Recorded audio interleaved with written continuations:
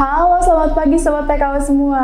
Hari ini Pokarla ada di kota yang terkenal nih, sama pasarnya yang jualannya ekstrim-ekstrim. Selain itu, di kota ini juga terkenal sama pulau yang ada lumba-lumbanya. Di mana lagi selain di kota Manado. Baik lagi di podcast Pokarla, podcast Mekar dan Ulam. Nyok, kita nonton Pokarla. Nyok.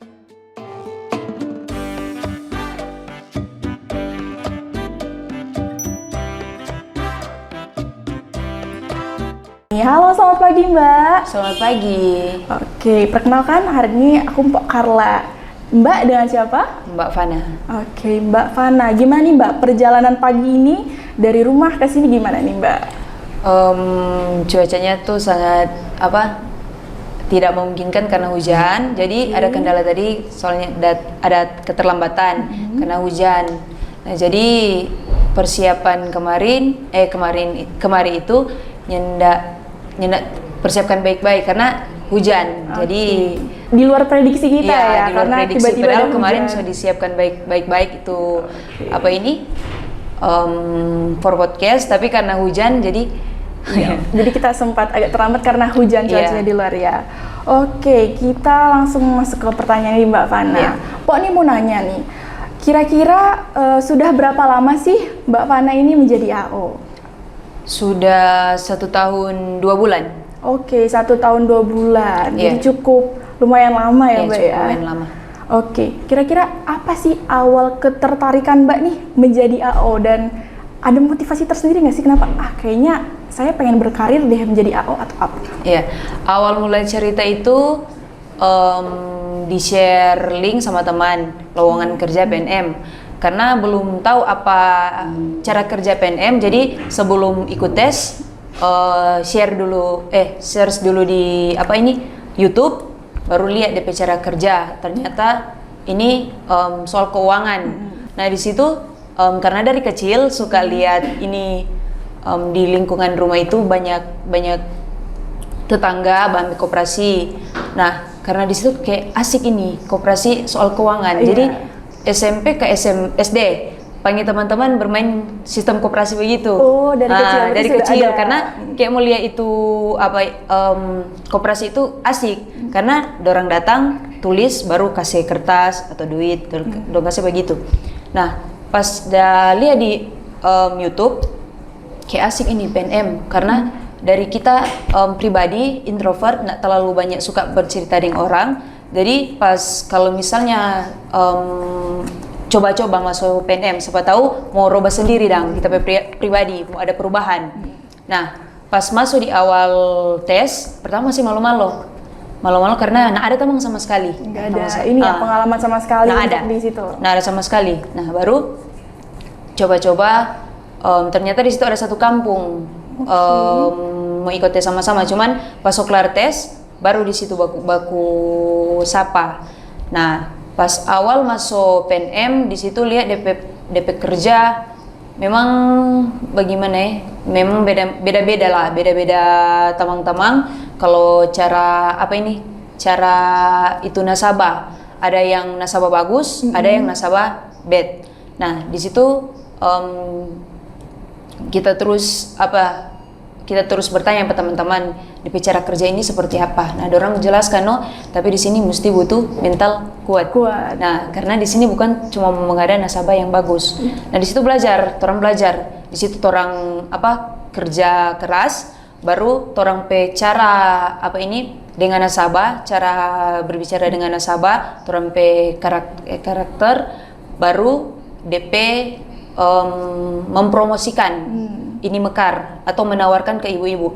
Nah di situ baru kita dapat dari kita yang tahu introvert, nggak terlalu banyak nggak suka keramaian. Nah karena kan di sini kelompok. Nah di situ baru banyak dengan nasabah. Jadi berarti dari situ Mbak terlatih nih buat komunikasi, terus buat gimana sih cara menangani dan cara tahu karakter nih nasabah tuh kayak apa.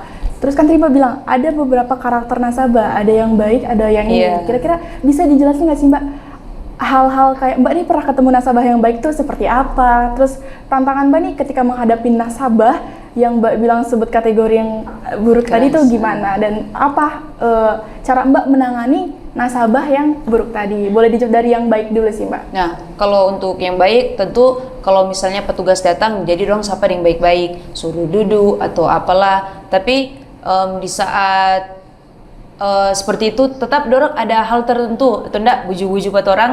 Paling ending-ending besok jone bagi itu dang. Itu salah satunya. Tapi kalau misalnya ada nasabah yang memang bertanggung jawab tanpa orang bapaksa, dorang otomatis kasih dorang kewajiban. Itu yang nasabah yang baik. Tapi kalau nasabah yang keras, orang baru datang dengan baru basalam, dorang so bagaimana? So rupa marah begitu dang. Nah, jadi di sini kalau dari pribadi sendiri untuk menyelesaikan salam, baru bercerita dengan nasabah, cerita baik. Baru kalau misalnya nasabah so mulai keras, so dengan kata-kata kasar atau so mulai bamarah, di situ orang jangan terlalu emosi. Jadi dengan kepala dingin dulu. Maksudnya orang kasih reda-reda dulu, DP suasana, baru orang bercerita yang baik-baik. Kalau nasabah so mulai baik, DP itu dan punya DP suasana mulai bagus, orang tanya, ibu kenapa sampai menunggak? Nah, di situ kan nasabah pasti bilang DP kendala. Nah, di situ orang mulai bercerita, no? Kalau dari pribadi sendiri seperti itu. Berarti mulai pendekatannya secara pelan-pelan nih. Iya, secara pelan-pelan. Menghadapi dengan ibu-ibu ya, jadi kan kita harus memahami nih mood ibu-ibu, terus kita harus tidak boleh sama-sama keras. Nah, iya, karena kan namanya juga masih lebih tua dari orang, jadi tidak mungkin tuh orang mau langsung membantah begitu. Tapi setidaknya orang ambil yang halus dulu. Oke, berarti tetap ya sebagai AO ini harus mengedepankan kalau nasabah adalah orang tua dan kita tuh harus menghormati dia. Oke. Kira-kira nih Mbak, dari cerita Mbak yang tadi nih, selama menjadi AO nih kira-kira ada merasa kekurangan yang kayaknya nanti nih saya harus kayak gini deh. Kayaknya nanti dari tantangan itu Mbak tuh harus belajar kayak gimana lagi nih buat nasabah yang menghadapi nasabah yang buruk tadi. Jadi kayak ada satu dari diri Mbak tuh yang kayaknya saya harus ini deh, saya harus ini deh. Kalau menurut kita itu cari DP nasabah slat. Kalau mau bilang itu DP apa ya? DP itu dan kalau mau bilang kalau orang Nado bilang DP slat. Mau cari supaya orang tahu ini nasabah mau apa. Mar jangan kalau nasabah maunya begini, maksudnya DP negatif, orang mau ikut, nggak bisa begitu. Nanti nasabah bikin suka-suka dong. Jadi orang pelan-pelan sama yang dia bilang tadi, pelan-pelan. Orang cari nasabah DP hati dan orang boleh mau ambil DP hati. Nanti kan pelan-pelan nasabah tergerak. Ini kan tuh petugas so baik-baik masa orang begini terus. Tetap kan manusia masih ada hati tuh dengan pikiran. Jadi tidak mungkin lagi dang orang so baik-baik akang, orang mau ada respon sama sekali. Jadi begitu. Oke, jadi kan kita harus mengedepankan hati nurani juga ya Pak? Iya, hati nurani. Nah, berarti itu kan cara Mbak menangani nih. Nah, kalau misalnya kayak kelebihan apa sih dari sebagai AO nih, kayak orang-orang ngelihatnya AO tuh kayaknya ini deh, tapi Mbak tuh merasa AO tuh nggak gitu loh. AO tuh apa gitu? Apa yang Mbak rasakan nih, kayak punya kelebihan apa nih Mbak selama menjadi AO di 1 tahun 2 bulan ini? Waktu ini pengalaman. Iya, pengalaman. Waktu kan pegang kelompok bukan cuma 1-2, pegang kali 7-9. Nah, ada satu kelompok, ada nasabah DP kelompok ini rusak.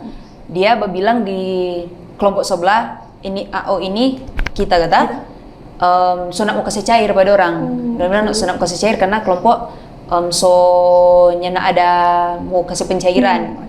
Nah, kita bilang begini Pak Ibu ini kelompok lain, yang enggak sama yang di sebelah. Jadi ibu tunjukkan bahwa di mana ibu kelompok itu bagus. Karena kan dari petugas, orang yang menilai, bukan orang yang di sebelah yang menilai. Yang mau kasih pencairan itu orang. Jadi orang berhak yang mau lihat mana yang pantas orang kasih pencairan ini nyandak. Jadi enggak usah ikut dengan orang nasabah lain perkataan. Karena begini, ibu mau ikut dengan orang, sedangkan yang mau kasih pencairan itu dari orang bukan orang. Ibu cuma dengar, ibu cuma mau tanggapi dorang apa tanpa ibu lihat petugas kerja dulu deh ibu, kerja sama dengan ibu. Jadi karena siapa orang kasih ibu itu nasabah yang di sebelah itu nak kasih pencairan karena posisi dorang kelompok sobet, sedangkan ibu kelompok masih bagus. Nah mungkin tuh ibu mau bikin sama yang di sebelah ibu kelompok kalau misalnya ibu mau pencairan.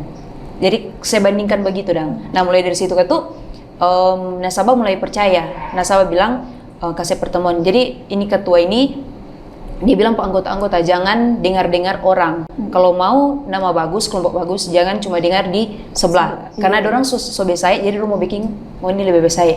Jadi ikut arahan petugas. Yang penting baku saling apa ini kerjasama, baku mengerti dan petugas lagi baku mengerti dan orang. Jangan bikin nama sendiri rusak atau nama kelompok. Cuma karena orang lain bicara. Oke, berarti menjaga motivasi ya. Jadi Iya, dari motivasi. awal tuh selain harus jadi motivasi diri sendiri, harus juga motivasi nasabah, buat jangan ikut-ikutan apa kata orang, terus tetap membangun ya Mbak, membangun nasabah. Dia tuh udah baik dan harus lebih baik lagi daripada nasabah sebelumnya. Dan nasabah yang buruk bisa termotivasi juga nih lihat kelompok ini ya Mbak ya. Nah itu kita udah bilang pada nasabah, siapa tahu pas dorang lihat ibu pe kelompok bagus, karena ibu pe kelompok bagus itu, jadi dorang mulai pencairan. Dorang contoh dari situ, berarti dorang mesti perbaiki dorang pe kelompok dulu, supaya pas perbaikan otomatis kan tetap petugas lihat dorang pe perkembangan. Di situ mulai ada pencairan. Kalau mulai so membaik tuh kelompok. Nah mungkin petugas kasih pencairan penasabah yang so bad, sedangkan dorang usaha so nggak ada, kan dorang mau dapat penghasilan dari mana? Sedangkan orang kasih itu pinjaman for modal usaha. Kalau dorang so bagus, otomatis dorang perekonomian atau usaha so lancar, setoran juga ada, kewajiban juga ada. Jadi tetap harus menjaga itu ya. Nah dari cerita Mbak yang tadi nih, kira-kira ada nggak sih cerita unik selama menjadi AO nih, kayak misal menemukan nasabah yang kabur, nasabah yang apa? Ada nggak sih Mbak cerita unik yang melekat nih Mbak selama Mbak menjadi AO? Pengalaman tentang nasabah kabur itu banyak, dengan teman-teman juga baku dusu sampai di luar sana. Karena mau dibilang DP angsuran itu kecil, tapi dia memang sama sekali tidak mau bayar. Jadi orang kan teman-teman harus ada itu angsuran mesti masuk. Jadi orang baku dusu tuh orang itu, baku apa dengan nasabah naik Gojek, dia perintah ke sana, kejar-kejaran, nah gitu. Nah baru dengan teman-teman hujan-hujan itu, hujan-hujan. Jadi itu salah satu unik, unik. Cuman persoalan angsuran kecil, kong baku dusu sampai di Sonintau, so di arah mana itu. Wah itu berarti momen banget ya Mbak ya. Itu salah satu pengalaman dari kita pas kerja di PNM. Unik sekali, karena bukan cuma 1-2 yang baku dusu, tapi semua petugas. Karena kan orang nama juga kan kerja tim. Jadi kalau satu nasabah, satu teman ada kesusahan, jadi otomatis baku kabari grup, baku bantu itu. Itu salah satu kerja di PNM itu ada kerjasama.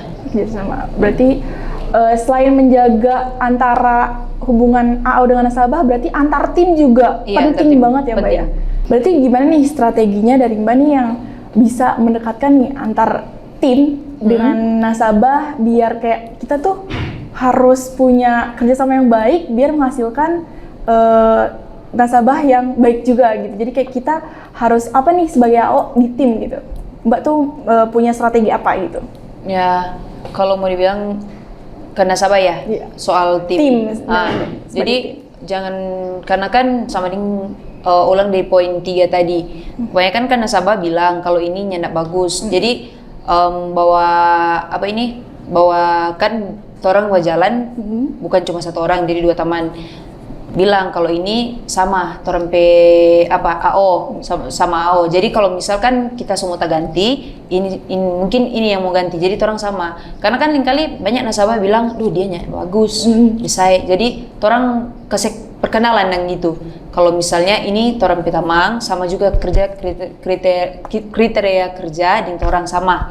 Baru kalau ada lagi teman-teman yang lain baku dapat dengan nasabah, oh ibu ini nasabah, ibu ini petugas mekar sama-sama dengan orang, bagus orang. Jadi orang kasih promosi dan maksudnya orang kasih orang petamang-tamang dan pak nasabah. Jangan sampai nasabah berpikir ndak bagus lah, ndak apa.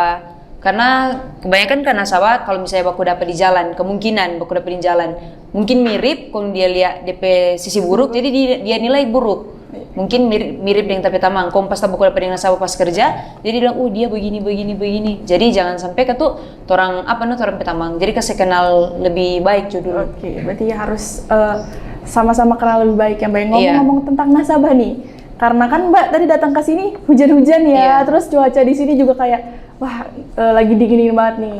kita nih mau memperkenalkan nih Mbak. Di sini ada produk-produk nasabah. Salah satunya ini Mbak, ada jamuja. Kita sambil boleh Mbak diminum? Boleh? Oke. Ini ada jamuja. Ini produksi dari nasabah nih Mbak. Jamuja ini salah satu produk dari Ibu Grace. Ibu Grace ini salah satu nasabah dari Tomohon Selatan nih Mbak. Boleh itu Mbak sambil di ini.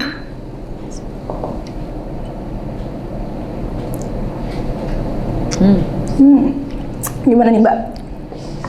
Anget-anget ya Mbak ya? Iya, Pas dengan cuaca. Iya, karena cuaca di luar lagi dingin ya Mbak ya? Iya. Oke, nah Mbak, di sini ada produksi kacang gula aren Mbak. Ini produksinya Ibu Grace juga. Boleh dicobain Mbak? Dibuka aja. Nah, kacang gula aren ini produksinya Ibu Grace. Dan waktu itu Ibu Grace juga sempat bilang kalau misalnya kacangnya itu dan gula aren itu emang khas yang dicari dan emang ada di Manado. Gimana Mbak rasanya Mbak? Enak? Mantap. Manisnya Manis. pas ya? Gulanya Oke, aku juga mau coba nih teman-teman semua, sobat PKU nih harus tahu kalau di sini ada namanya kacang gula aren yang enak banget ya. Aku harus coba ini. Oke. Bismillahirrahmanirrahim. Enak, ini bener-bener enak banget karena manisnya pas. Dan buat kalian sobat PKU yang mau pesen produk ini bisa ada di kontaknya di bawah sini. Bisa dikontak ya teman-teman semua. Oke, selain itu ini ada tas cantik Mbak yang wah ini anyamannya tuh bagus banget ya Mbak. Terus ada manik-manik kayak gini. Itu adalah namanya tas tali jali produksi Ibu Alendalita dengan unit mekar di Likupang. Ini tas tali jali ini tas yang diproduksi dari bahan plastik daur ulang sampah Mbak. Karena kan kita tahu fashion tuh nggak harus selalu tentang kulit mahal, tas kulit, tas plastik pun bisa terkenal dan semua orang bisa mulai beralih ke tas-tas produksi ramah lingkungan. Ini ya, teman-teman PKU bisa lihat. Buat sobat PKU semua yang mau tas ini bisa dihubungin di bawah ini. Oke, balik lagi ke pertanyaan tadi ya Mbak. Iya. Aku dengar-dengar nih informasi kalau misalnya Mbak Fana ini jadi AO udah 1 tahun 2 bulan.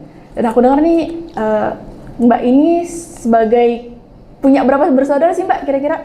2 bersaudara. Iya, 2 Mbak itu anak pertama. Oke, anak pertama. Ini sebagai point of view aku sebagai anak kedua. Jadi aku tuh punya kakak sama kakakku perempuan juga. Jadi kalau aku boleh bercerita sedikit, kakakku tuh sosok yang wah dia tuh keren banget buat adiknya nih, bisa banget motivasi adiknya. Kebetulan kakakku tuh kerja di bidang sama, di keuangan juga. Jadi aku ada motivasi sedikit nih.